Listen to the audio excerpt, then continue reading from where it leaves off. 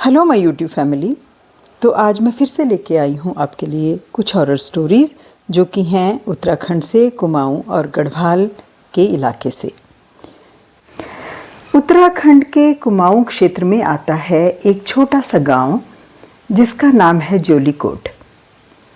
आप में से कम ही लोगों ने इसके बारे में सुना होगा, पर अगर जोलीकोट में वीकेंड में आप जगह ढूंढेंगे घूमने के लिए तो आपको एक काफ़ी लंबी लिस्ट सामने आएगी जिसमें फूलों की खेती, तितलियां पकड़ना जैसी अद्भुत गतिविधियां शामिल हैं। आम सैलानी इसे हल्के में ले सकते हैं, पर इसमें कई ऐसी चीज़ें हैं जो पर्यटक आजमाना पसंद करते हैं। कहानी शुरू करने से पहले मैं आपको बता दूं कि ये बस गांव वालों की सुनी सुनाई बातें हैं। इन कहानियों का कोई ठोस प्रमाण तो मेरे पास नहीं है, पर अगर आप जोलीकोट जाएंगे तो कोई न कोई आपको इस विचित्र घटना के बारे में बता ही देगा। ये 19वीं सेंचुरी की बात है, जब लेफ्टिनेंट कर्नल वॉरविक नाम के एक अंग्रेज़ी अफसर जोलीकोट आए थे। उस समय जोलीकोट एक छोटा सा गांव था जहाँ पर नैनीताल जाते हुए अंग्रेजी अफसर और उनके घोड़े कुछ देर सुस्ताते थे। यहाँ पर रुके वारविक साहब को एक स्थानीय लड़की से प्यार हो गया और कर्नल साहब यहीं के होकर रह गए। उन्होंने गांव की एक महिला से शादी कर ली जो उनको पसंद आई और उससे प्यार हो गया था, और उनको इस जगह से इतना प्यार हुआ कि उन्होंने जोलीकोट में ही अपना एक घर भी बना लिया। शादी के कुछ सालों बाद वारविक साहब की पत्नी का किसी कारणवश देहांत हो गया और वह बहुत बड़े अपने मैंशन में अकेले ही रहने लगे। और उस मैंशन में कहते थे कि उसमें 20 कमरे थे। अब उसके प्रेम में वो इतने ज़्यादा पागल हो गए थे कि वो किसी को भी अपने घर के अंदर आने की इजाज़त नहीं देते थे। वो अपनी वाइफ की चीज़ों के साथ पता नहीं क्या करते रहते थे। वो कभी उसके कपड़े पहनते थे, कभी इस तरह की हरकतें करते थे और किसी को ना अंदर आने की इजाज़त नहीं देते थे। अगर गांव का कोई आदमी भी उनके घर के आसपास से गुजर जाता था तो उसको भी वो गालियाँ देते थे, भगाते थे, धुतकार देते थे।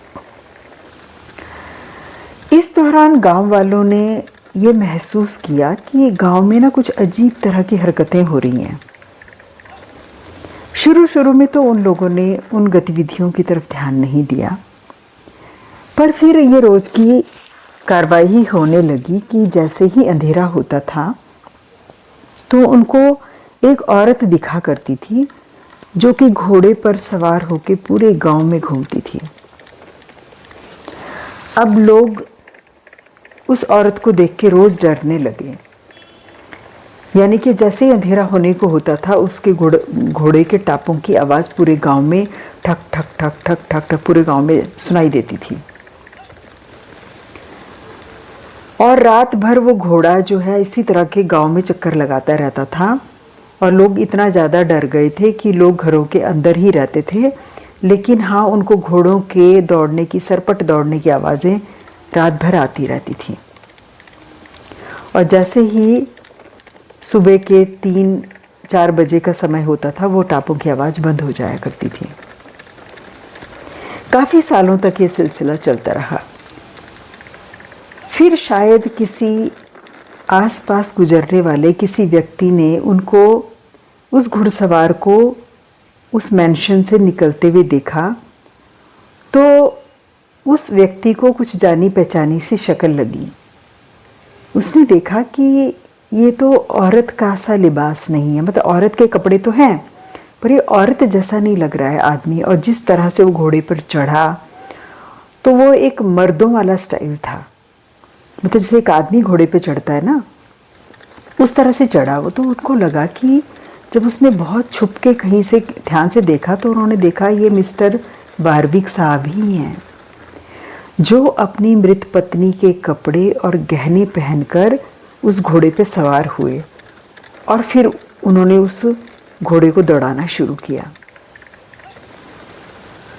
तो वो आदमी जो है, जो देख रहा था छुपकर, उसी के कारण ये पता चल पाया कि ये मिस्टर वारविक ही हैं जो अपनी पत्नी के कपड़े पहन करके रात को घोड़ों पर निकलते हैं।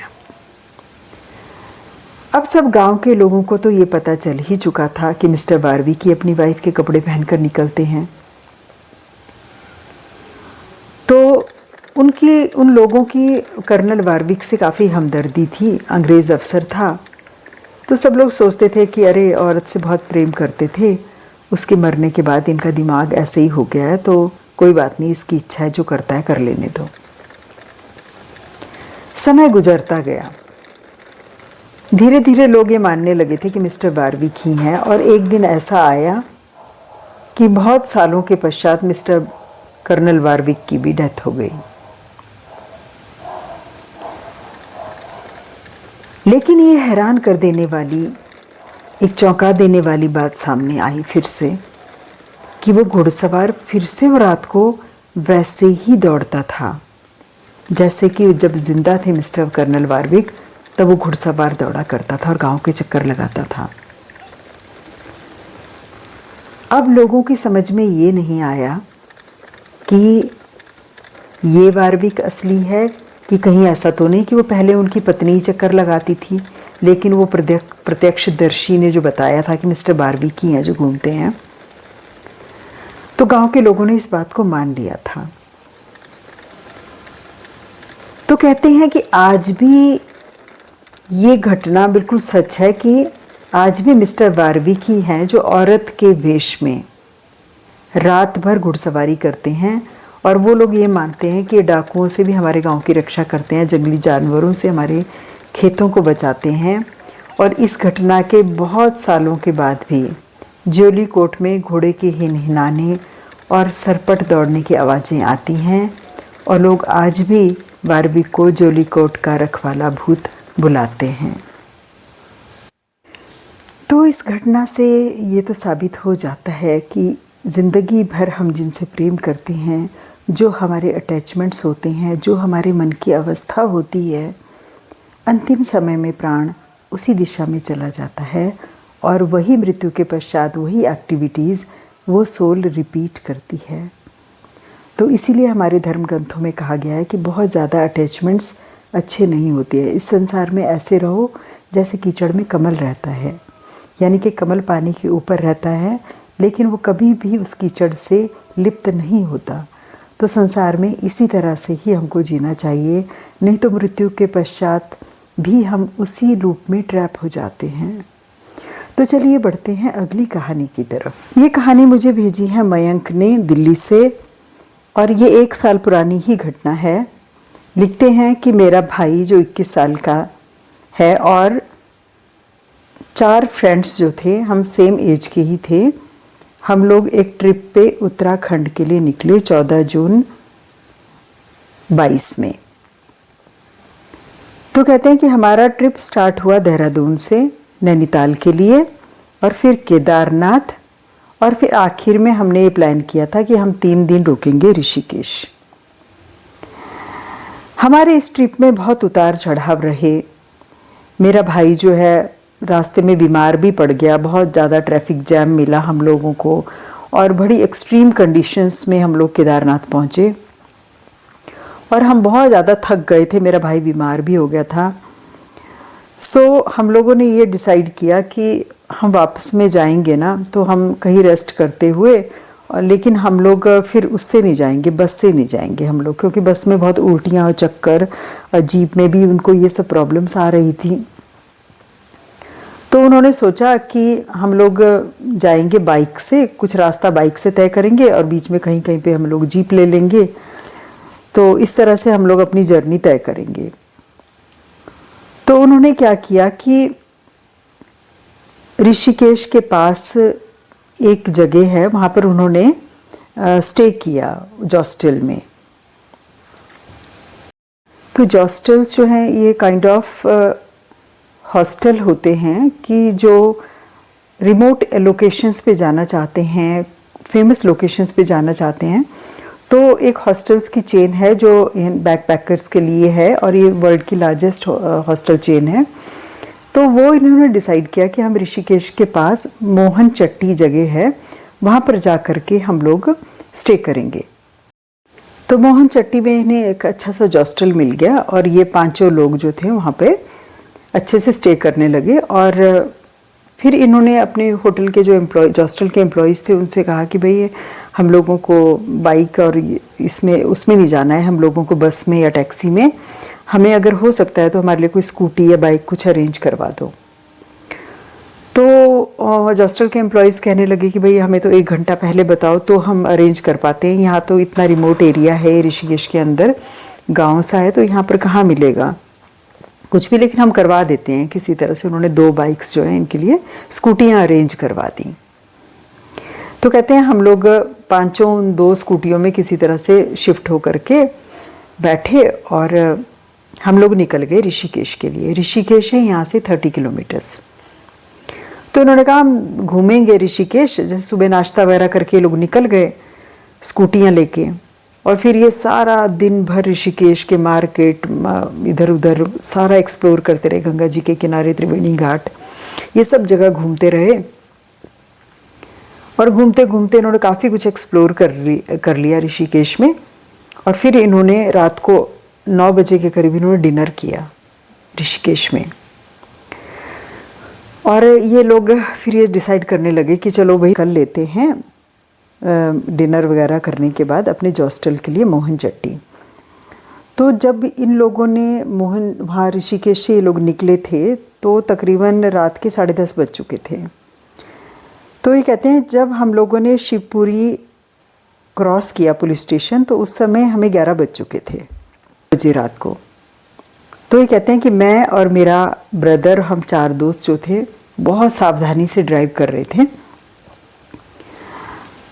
और एक ही लाइन में चल रहे थे हम लोग। मतलब आगे मेरा भाई चल रहा था, पीछे से बाकी सब फ्रेंड्स चल रहे थे, पीछे मैं था। और सिंगल ही रोड थी, कोई लाइट्स नहीं, कोई दुकानें नहीं, कोई विलेजर नहीं, कुछ नहीं, सड़क बिल्कुल सुनसान सन्नाटा एकदम। और हम लोग लाइन लगा करके सीधे सीधे सीधे धीरे धीरे हम लोग चले जा रहे हैं। कह रहे हैं तकरीबन 11:30 का वक्त रहा होगा।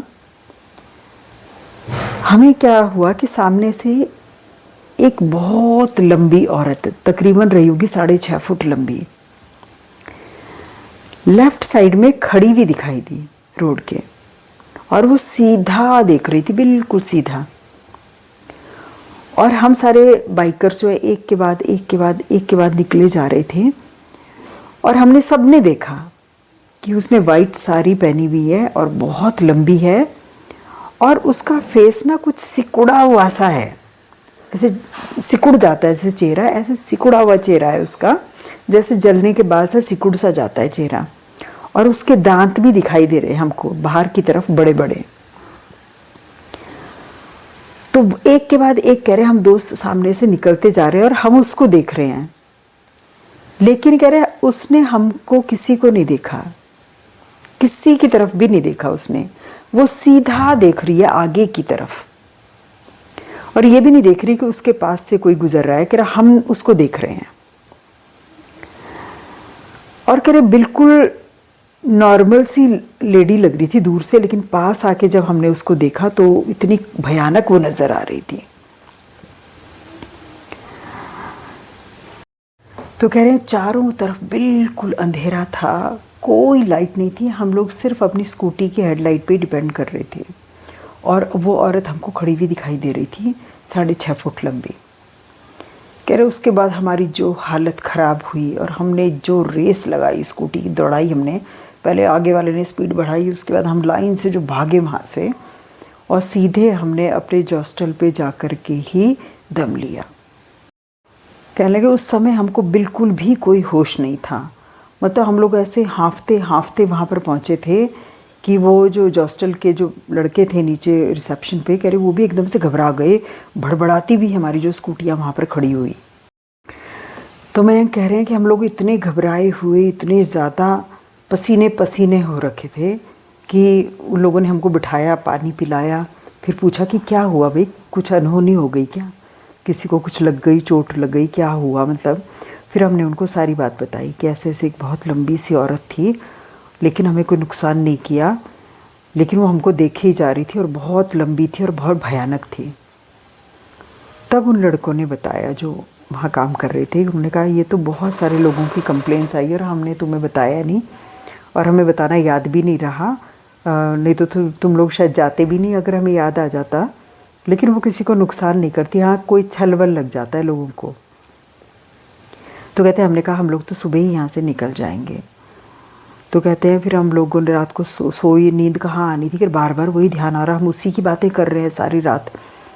कह रहे सुबह के टाइम हम सोए, फिर सुबह हम लोगों में से 3 जनों को तो फीवर था, तो हम लोग जा नहीं पाए। नेक्स्ट डे हमें दिल्ली के लिए निकलना था, तो हमने डिसाइड किया कि हम लोग नेक्स्ट डे निकलेंगे। हमने मेडिसिन वगैरह ली, फिर सारे होटल में सबको, तो हॉस्टल में सबको बात पता चली गई थी। फिर वो उसके ओनर भी आए, उन्होंने कहा कि हनुमान जी का मंदिर है यहाँ सामने, वहाँ होके आ जाओ, वो पंडित जी से कुछ तिलक विलक लगा के रक्षा कवच वगैरह कुछ ले लो, फिर चले जाना।